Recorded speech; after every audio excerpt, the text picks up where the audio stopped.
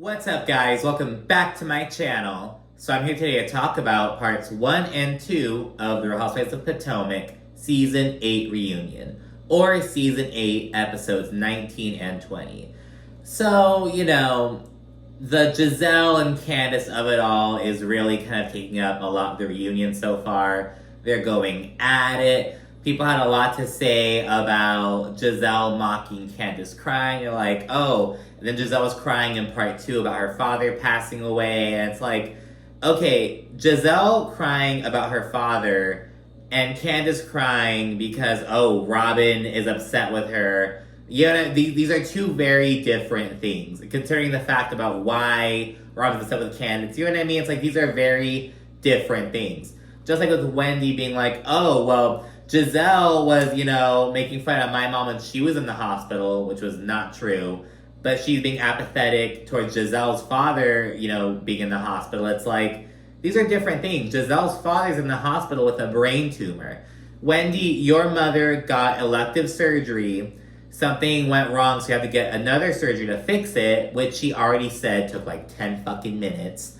These are two different things. You know what I mean? So it's just like, too fucking much. There's a lot of like bullshit going on. Again, Mia, she's first chair. She's really had a bit of a moment. She's not really involved in like the drama per se, but she's just having like a moment in the spotlight, if you will. Once the ladies all pour out and everything, we get little updates on all of them. Candiace shares that her motherhood plans are on the back burner once again. She's focusing on her career. And it's like, well, what was that whole storyline about how you're like, oh, I want to be a mom. I wonder if I, put motherhood off for too many years. Now she's still putting it off. It's like, okay, girl, like, okay. Ashley claims, that there's been some movement in her divorce. And I'm like, well, it sounds like there's been some movement in the opposite direction. Talking about how she's fucking rubbing Michael's feet every night. Why are you with Michael every night, bitch? Like, you're with him every night? You're rubbing his crusty ass feet. You can only imagine how Michael Darby's feet look. Like, oh my God. So it's just like, okay. And Mia jokes that she will be divorced for Ashley's divorce, which I fully believe. Mia mentions that she can't get a divorce until like June because for business reasons, she and Gordon have to sell some shit, and they feel they're worried that if they're divorced, it'll they just want it to work out in their favor. So let's stay married for now. But once June comes, we can split up. Gordon, again, does not want to get divorced. He'd be happy just having Mia live with him. Or, I don't even know if he wants her to live with him. Well, I don't have to be arrangement. He wants Mia to, live with him and lay down next to him every night. But he's totally fine with her going off, doing her own thing. But Mia's over that shit. She seems super smitten with this other guy. They have history and whatnot. There's a photo of, them on their way to prom from way back in the day, just serving 90s glam. It's like, oh my God. So I get it. But it's interesting because they're like, oh, Mia, did you expect to always wind up back with Ink? And they're kind of talking about how Ink and Gordon overlapped. But I'm like, what about Mia's first baby daddy? I don't think they were married, but the father of her eldest son, Joshua, I think his name is. I think it's Joshua, Jeremiah, and Juju. But, because he has a different father. So it's what's the situation with that? Does he know Ink? Was there, I was curious about that.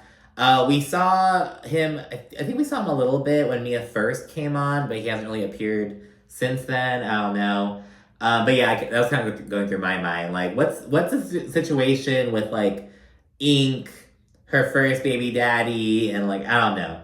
But anyways, immediately, once everyone's out there and shit, Andy encourages everyone to make an effort to move on. He straight up says, as a viewer, it is frustrating to watch you guys not be able to move on. It is frustrating to watch the show sometimes. And then we get a segment on a bunch of sex shit, focus on Ashley's cum holding admission. Oh, I don't swallow. I just hold it in my mouth and let it stew. And Gizelle does this disgusting, oh, just spit it out in your hand. And she, mimics it's disgusting. You could then put it in your hand. Yeah, you might as well just swallow it. You might as well just swallow it for sure. Put it in your hand. I mean, just Gizelle. Is anyone else? So yeah, after discussing how they're all just a bunch of horny bitches, as Ashley put it, I believe, we got a segment on the Robin and Juan bullshit, from the very beginning of the season. And Candiace grilling Robin was also included in this section. And Andy asked if Robin still believes that Juan, never hooked up with a Canadian hotel lady, never hooked up with, Brianna, never hooked up with anyone, just they've gotten back together. And Robin's like, I can't say anything for certain. Just like no one can say anything for certain. And it's like, okay, I get where you're going, Robin, because yeah, you can't. You really never know what people are doing and what they're all about. But it's like, Robin, you're not being for real. You know what I mean? It's just like, girl, come on. And not for nothing, the whole I can't say anything for certain. Yeah, you can't say anything for certain, but it's like, well, bitch, you better not be. You know what I mean? You have no faith in, him keeping it in his pants. It's just like, okay, girl. Ladies all acknowledge that no one believes Juan's story, but they're like, we don't have to believe it, though. Robin believes. That's all that matters. So they're like, hey, it is what it is. They also discuss how Juan is not the reunion. They're like, because in previous years, because Juan has, never been about going to the fucking reunions. He's never given a fuck about Robin to go support her. And, he's always like, oh, he has a game, he has work, he has this, he has that. And he's like, well, I know he doesn't have a game. What's going on? She's like, no, he didn't want to come. So yeah, they discuss that. Candiace also says that her issue with Robin wasn't that, what Juan was doing. Her issue was over how Robin was withholding information from the group while demanding that they share shit. And Robin's like, when have I ever demanded anything? And Candiace is like, well, what about last year in Mexico with Karen when you were like, oh, demanding that she discuss blue eyes and blah, blah, blah, all that, her alleged affair bullshit. And just like how everyone wants to fucking say, oh, we have to start at the beginning. Let's not start in the middle, we have to start at the beginning. Robin says, oh, that happened after she was coming after me and Juan and all this other bullshit, saying that he was walking around Georgetown holding hands, blah, blah, blah. So yeah, as all this conversation going on about Robin and Candiace, all that shit, a viewer then calls out Candiace's hypocrisy because they cite how back in season 3 or some shit, Candiace was like, oh, Chris and I were able to choose what we divulge about our personal lives. She said something like that, I guess. I don't fucking remember. And Candiace refuses to acknowledge the question because she says it's by Robin's friend, this blogger. And while on the subject, Candiace says that Robin shared proprietary info with bloggers behind the scenes. And she whips out these big ol' fucking poster boards from behind the couch. They're so fucking huge. She has trouble getting them out and shit. They're blurred out. We can't see what's being said, but apparently it's of Robin telling this group chat, which had at least 2 bloggers, according to Candiace, shit about how she was upset with Gizelle. Because back when Gizelle said something about Juan being aggressive or whatever, so something along those lines. So Robin was upset with Gizelle and was talking about it, basically venting to bloggers. So she brought that up, and it's like, what are you trying to prove? It has nothing to do with you. Now, granted, telling ooh, maybe the Green-Eyed Bandits aren't as but I mean, real friends have disagreements, but it's kind of but you're not addressing with her, going to these bloggers. Gizelle claimed to have known about it already, which I am doubtful about. But yeah, it's all this shit. Candiace flopped in this reunion, to be honest. Parts 1 and 2, in my opinion. Wendy didn't really do much in part 1. And in part 2, she started flopping to me. I'll get to that later. But yeah, Candiace says she still believes that Robin conspired with Gizelle and Ashley to, basically keep Juan safe by throwing Chris Bassett under the bus. And, Robin's like, you still believe that shit? Well, if you believe that, then you shouldn't want to be my friend. It's what it is. And Andy asks Candiace, all right, look, what do you need to move on? And Candiace gets all emotional and begins crying, and Gizelle starts mocking. She's like, not tears! Tears, tears, tears! And starts laughing, and it's just oh, and again, all these people were like, oh, that's so cruel, and they're bringing up how Gizelle was crying in part 2. Look at the reason why they're fucking crying, bitch. Giselle's crying because her dad died. Candiace is crying because Robin is upset with her. Robin is holding Candiace accountable for her actions and giving her the fucking silent treatment. And not only a silent treatment, but like icing her out, I should say. You know what I mean? And ultimately, before moving on, Robin says, look, Juan and I are in it for the long haul. We've known each other since we were 16 years old, blah, blah, blah, blah, blah, blah, blah. And it's like, we all still remember that clip of Juan saying that the second his boys are basically out of the house, he's done with Robin. So, I mean, whatever, girl. Anyways, they get a Karen segment focusing on her triple 20, of course, her PAVE ambassadorship. That was like the sexual assault survivor thing. And of course, Karen trying to ride the fence and mediate between Gizelle and Candiace. And a part of that was, Gizelle claiming that because of Candiace's attacks on her character and shit, she and her daughters have gotten death threats. And Candiace asked how it's her fault that people are crazy enough to send Gizelle death threats. A couple reunions ago, weren't Candiace and Wendy saying that they were getting death threats because of dog whistles that are being done by some of the other ladies? Oh, but now everyone gets death threats. It's like, you guys are complaining that, Gizelle and Robin and Karen, they sell these dog whistles and people pick up on it and target us. They send us more death threats than you get. It's like, but now they're saying, oh, no, it's not her fault. It's like, okay, girl, what? The line is always moving, though, right, Candiace? It's like, okay, girl. So Candiace calls it unfair, but Andy points out that, okay, but you're on Twitter liking people's shit about Gizelle. But Candiace says the same thing as Gizelle going on her podcast and talking about her and Chris. Giselle's podcast, that is her platform. Just like your Twitter is your platform. But you are going on to other people's platforms and liking shit. That's the kind of difference it feels. You're not just tweeting shit about them. You're engaging with other people's tweets about them. You know what I mean? It's the difference. Giselle is talking about you on her on her podcast. She's not going on other people's shit. I don't know. It's like, I don't see, it's not as one-to-one, I feel, that Candiace is trying to make it out to be. I really don't, honestly. And you know what? I'm not even a fucking Gizelle stan. Back when fucking Monique was on the show, I hated Gizelle, in fact. And I'm not crazy about any of these people, to be honest. I think that maybe Mia is probably, I'm liking Mia, but that's more just because she's that girl right now, you know what I mean? But I'm not gonna fucking ride at Dawn for any housewife for that matter, you know what I mean? With Monica, I was like, oh, she's good TV, she's good, and she is. But I'm not gonna go online and fucking fight. It's no, I'm just gonna say what I have to fucking say and move on. But anyways, Andy also brings up how after the PAVE event, Candiace tweeted, it's triggering to watch a woman who accused someone of sexual assault speak about sexual assault. And Candiace doubles down, and Andy, he asks for Wendy's opinion on whether Gizelle accused Chris of sexual assault. And Gizelle and Robin were like, Nneka's a lawyer, why are you asking Wendy for? And Wendy was so bothered, because she fucking stutters all the time. She's like, and Andy's the host, and he's the host, and he asks the question.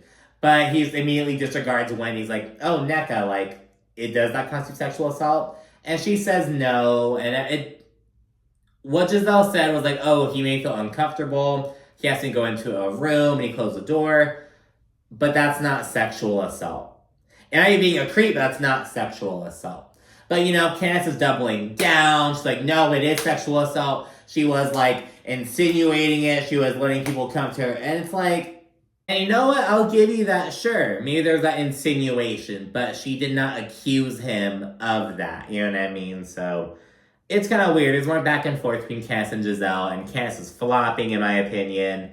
They make a little bit of progress before Karen and Robin, they're prompted to kind of say 3 positive things about each other.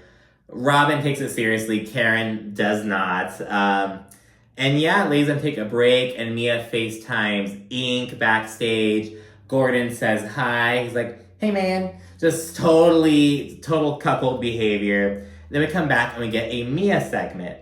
And it's focused on, her financial and business troubles, her marital issues, the whole fucking a rapper bullshit, and of course, Gordon's scenes in the season finale. Just so, I was like, Gordon, you are a grown-ass man. Like, are you fucking kidding me?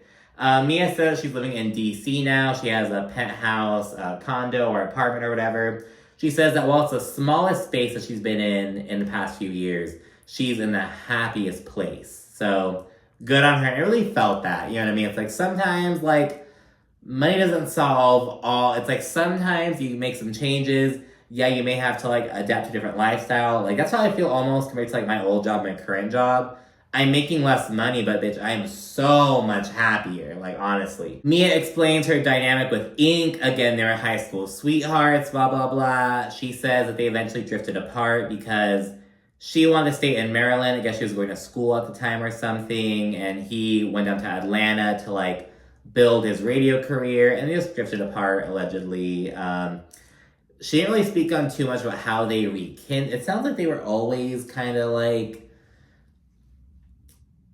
I mean, I feel like they never, like, completely cut ties, but they were always, I'm not sure, like, I'm confused about how this development came about, but it's Mia telling the story, so we may never get the actual truth.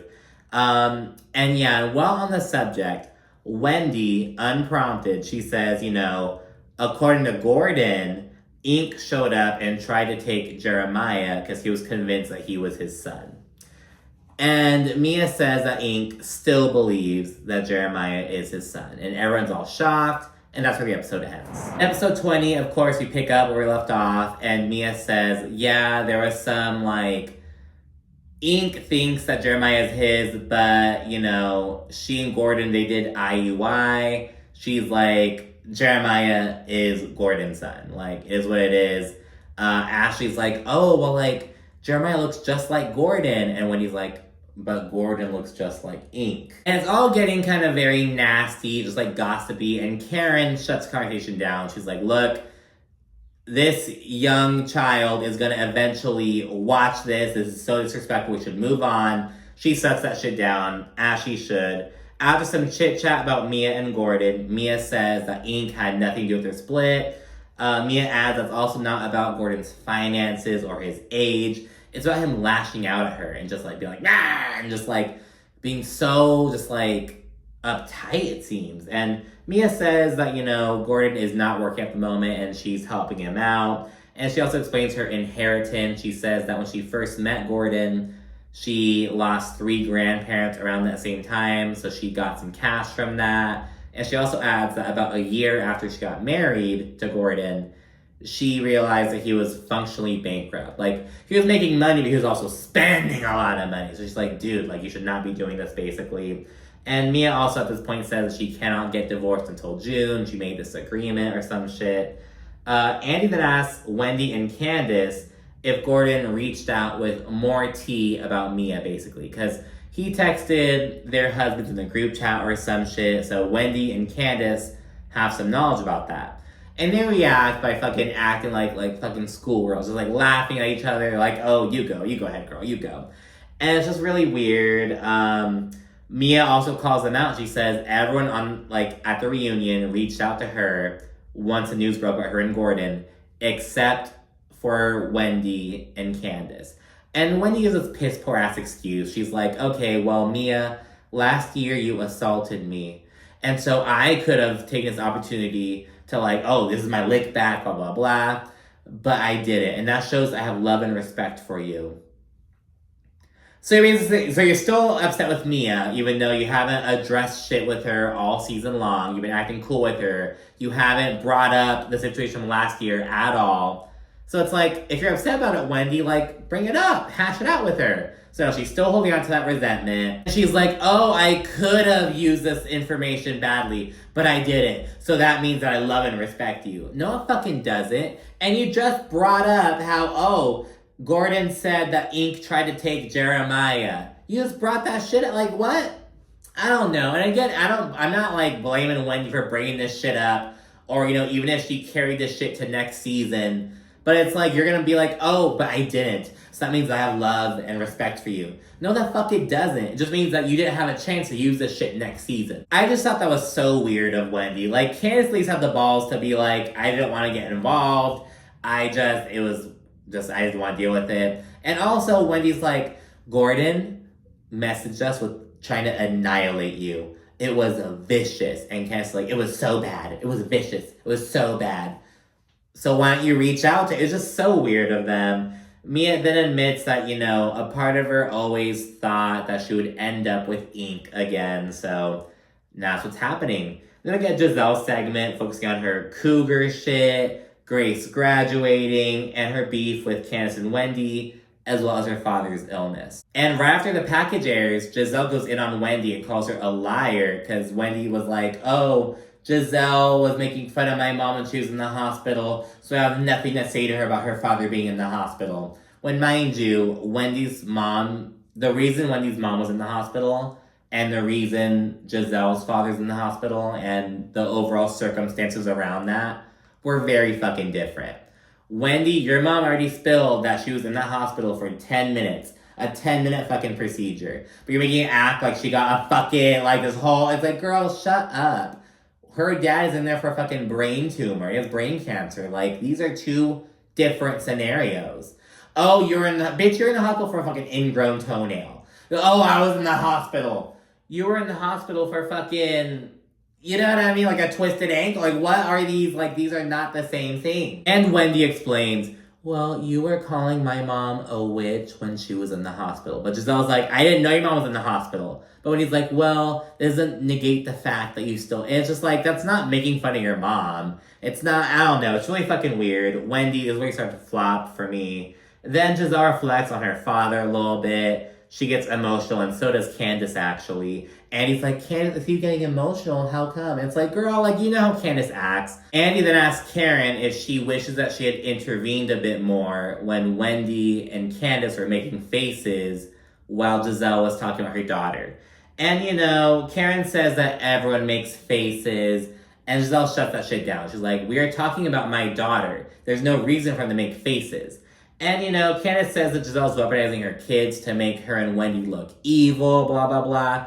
And the thing is, we talk about Gizelle for a good portion of this episode. There's one point where, Candiace was kind of messing with her dress, making fucking fishy faces, and, Wendy was just kind of had her fucking 1,000-yard stare she always gets. She looks like a fucking doll sometimes. Just it was 1,000-yard stare, I'm serious. But yeah, there are moments like that. It's like, and look, you aren't making faces watch the fucking episode back. You were making faces. And now look, you're disengaging, but you're not making faces. It's like, these are two different things. So, I don't know, it's kind of odd. It's like, you're not owning your shit, but whatever.